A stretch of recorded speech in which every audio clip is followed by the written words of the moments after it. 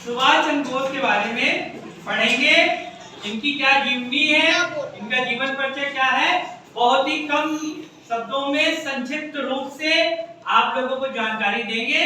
अगर जो कोई पूछेगा कि कौन थे, इनका जन्म कहाँ हुआ था, इन्होंने देश के लिए क्या किया, कौन कौन से नारे दिए, ये सब आपको जानकारी मिलेगी। और बीच बीच में हम सामान्य ज्ञान प्रतियोगिता कराते हैं, उसमें भी इनसे जुड़े प्रश्न पूछे जाएंगे। ठीक है, आइए हम जानते हैं इनका क्या नाम है पूरा। इनका नाम सुभाष चंद्र बोस, अन्य नाम क्या है, नेताजी। सभी देशवासी इनको नेताजी कहते हैं। ठीक है, आगे क्लास में जब पहुंचेंगे तो आपको मतलब बहुत लंबी डिटेल होती है ना, तो बच्चे हैं आप लोग, तो उनको आप लोग को थोड़ी कम जानकारी दो।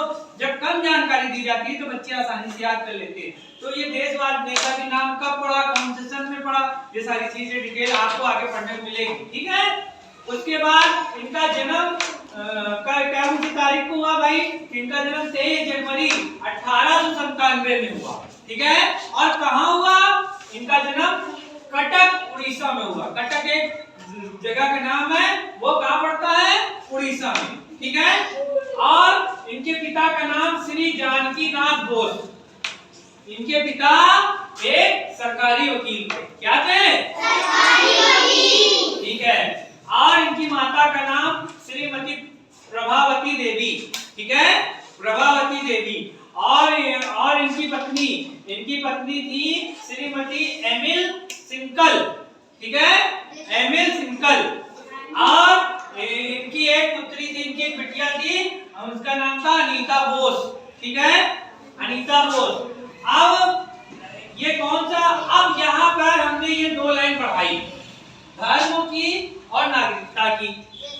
अभी फार्म आप लोग को भरने के लिए दिया जाता है, तो उसमें पूछा जाता है कि आप किस धर्म के हो और आपकी क्या नागरिकता है। ठीक है, तो धर्म, अगर जो हम हिंदू हैं तो उसमें हिंदू धर्म लिखेंगे, धर्म में हम अगर हिंदू हैं तो हिंदू लिखेंगे, और अगर मुस्लिम है तो मुस्लिम लिखेंगे, ईसाई हैं तो ईसाई लिखेंगे, जो हम होंगे धर्म में वो लिखेंगे। और नागरिकता हमारी भारतीय रहेगी। ठीक है, हम कुछ भी रहेंगे, लेकिन हमारी नागरिकता, अगर भारत में हमारा जन्म हुआ है तो हमारी नागरिकता भारतीय होगी। हम सब भारतीय कहा जाता है ना, कि हम सब भारतीय हैं, गर्व से कहो हम सब भारतीय हैं, कहा जाता है ना, यही हमारी नागरिकता है। समझ गया, धर्म मतलब हिंदू या मुस्लिम, जो हमारा धर्म है, जिसकी हम पूजा करते हैं, उसी वही मतलब होता है, धर्म हो जाता है। ठीक है, अब उसके बाद आगे चलते हैं भाई। इनकी शिक्षा कहाँ तक थी, इन्होंने स्नातक किया था, बीए मतलब स्नातक किया था, हिंदी में स्नातक कहते हैं, और इन्होंने बीए किया था।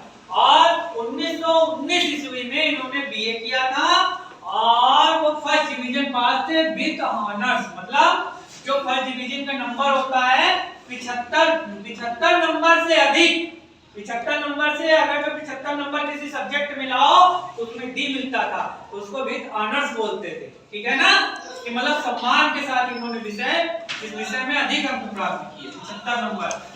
ठीक है, अब गांधी जी और सुभाष चंद्र बोस की पहली मुलाकात 20 जुलाई 1921 में हुई थी। ये मिले थे, गांधी जी का असहयोग आंदोलन चल रहा था उस समय, उस दौरान इनकी मुलाकात हुई थी। ठीक है, गांधी जी फिर इन्होंने आजाद हिंद फौज का गठन किया, और आजाद हिंद फौज का गठन 2 बार किया। आजाद हिंद फौज का गठन 1941 में किया। ठीक है, 1941 में किया। भारतीय राष्ट्रीय कांग्रेस के अध्यक्ष बने भाई 1938 में। 1938 में सुभाष चंद्र बोस जी भारतीय राष्ट्रीय कांग्रेस के अध्यक्ष बने, और जब उन्होंने कमान संभाली और देश में मतलब ये पढ़ के आए, इंग्लैंड से पढ़ के आए, और इन्होंने कहा कि पिताजी का नौकरी नहीं करेंगे, हम देश को आजाद कराएंगे। तो देश की आजादी में इन्होंने हिस्सा लिया, और जब लड़ाई करते इन्होंने 3-4 नारे लिए। तुम मुझे खून दो, मैं तुम्हें आजादी दूंगा, ये वाला नारा तो फेमस है इनका। इन्होंने दिल्ली चलो, इन्हीं का नारा है।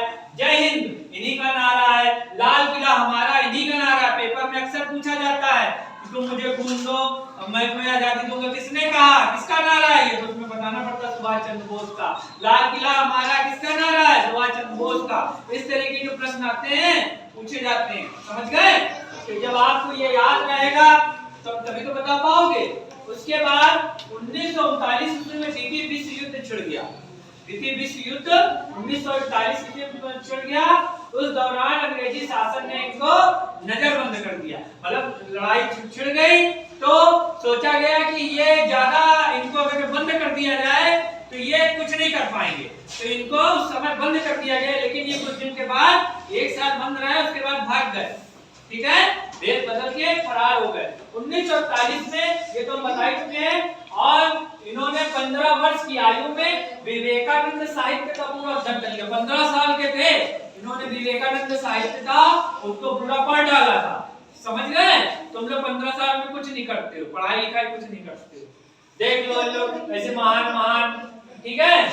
और अब इनकी मृत्यु 18 अगस्त 1945 ताइवान जापान में पड़ता है, वहां पर इनकी मृत्यु हो गई, ठीक है। और जब गांधी जी को पहली बार राष्ट्रपिता किसने कहा था, सुभाष चंद्र बोस ने। प्रश्न पूछा जाएगा या जीके की प्रतियोगिता हो तो उसमें ये पूछा जाएगा कि किसने राष्ट्रपिता सबसे पहले कहा, तो इन्होंने कहा।